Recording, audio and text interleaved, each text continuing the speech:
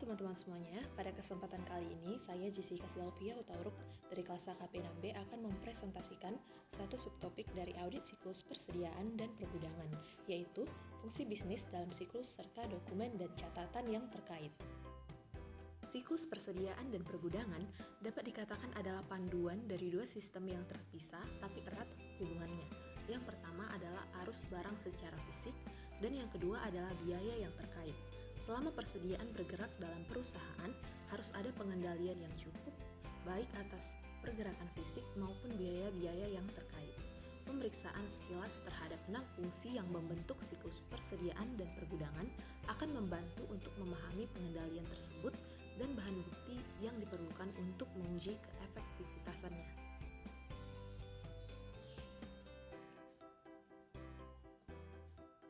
Adapun fungsi bisnis dalam siklus serta dokumen dan catatan yang terkait ada 6, yaitu yang pertama, memproses pesanan pembelian, yang kedua menerima bahan baku, yang ketiga menyimpan bahan baku, yang keempat memproses barang, yang kelima menyimpan barang jadi, dan yang keenam mengirimkan barang jadi.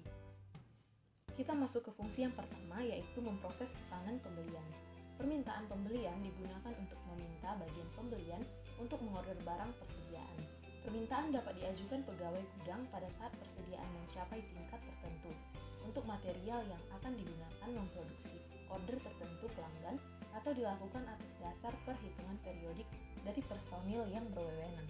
Adapun metode yang digunakan, pengendalian atas permintaan pembelian dan order pembelian yang terkait harus dievaluasi dan diuji sebagai bagian dari siklus perolehan dan pembayaran. Fungsi yang kedua yaitu menerima bahan baku. Penerimaan barang yang diorder adalah bagian dari siklus perolehan dan pembayaran. Barang diterima harus diperiksa kuantitas dan kualitasnya.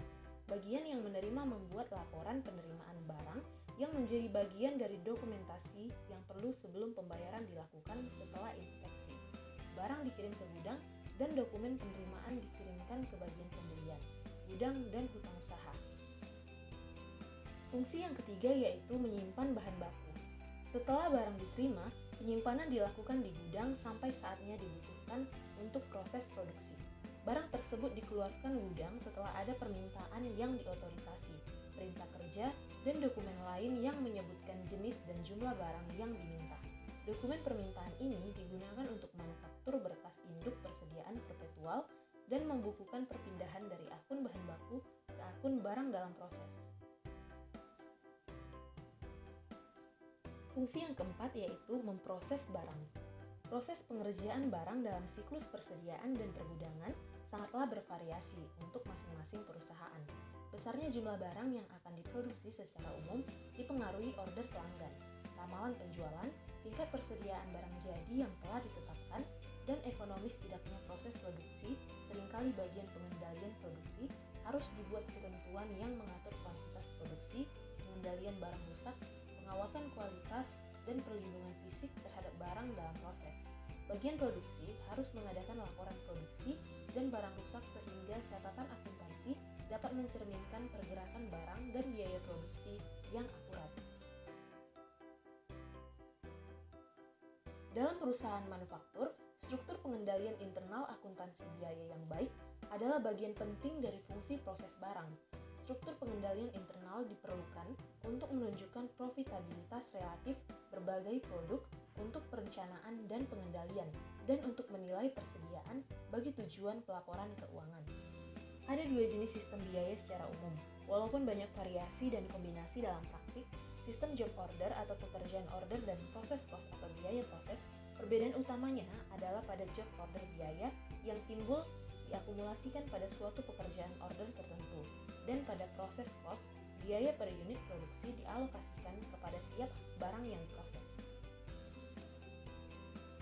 Catatan akuntansi biaya terdiri dari berkas induk, neraca lajur, dan laporan-laporan yang menunjukkan akumulasi bahan, upah, dan biaya overhead dari suatu pekerjaan atau proses saat biaya-biaya itu timbul sewaktu pengerjaan atau produk selesai.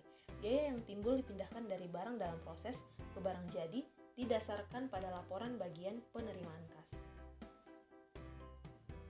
Fungsi yang kelima yaitu menyimpan barang jadi. Setelah barang jadi selesai dikerjakan bagian produksi, penyimpanan penyimpanan dilakukan di gudang menunggu pengiriman. Dalam perusahaan dengan sistem pengendalian internal yang baik, dilakukan pengendalian fisik atas barang jadi dengan memisahkannya dalam beberapa area dengan akses yang terbatas. Pengendalian barang jadi biasanya dianggap bagian dari siklus penjualan dan penerimaan tas. Fungsi yang keenam yaitu mengirimkan barang jadi. Pengiriman barang jadi adalah bagian integral dari siklus penjualan dan penerimaan tas. Tiap pengiriman atau pengeluaran barang jadi harus didukung dokumen-dokumen yang diotorisasi dengan memadai. Yang terakhir yaitu file induk persediaan perpetual. Untuk pembelian bahan baku, berkas induk persediaan perpetual diperbaharui secara otomatis pada saat pembelian bahan diproses dalam sistem pencatatan transaksi perolehan. Misalnya, saat sistem komputer memasukkan jumlah unit dan biaya tiap pembelian bahan, informasi ini digunakan untuk memutakhirkan berkas induk persediaan perpetual bersama dengan jurnal perolehan dan berkas induk hutang usaha. Pemindahan bahan baku dari gudang harus dibukukan terpisah dalam komputer untuk memperbaharui catatan perpetual persediaan. Hanya jumlah unit barang yang dipindahkan yang perlu dibukukan karena komputer dapat menentukan harga per unitnya dari berkas induk. Berkas induk perpetual persediaan bahan baku berisi untuk tiap jenis bahan baku, saldo awal dan akhir unit barang dan harga per unitnya, jumlah dan biaya per unit tiap pembelian, dan jumlah dan biaya per unit bahan yang dikeluarkan untuk produksi. Berkas induk perpetual persediaan barang jadi mengikutkan informasi serupa dengan bahan baku, tetapi dengan kompleksitas yang lebih besar jika catatan biaya per unit juga diikutkan. Biaya-biaya barang jadi terdiri dari bahan baku, buruh langsung, dan biaya overhead yang seringkali membutuhkan alokasi dan pencatatan yang rinci.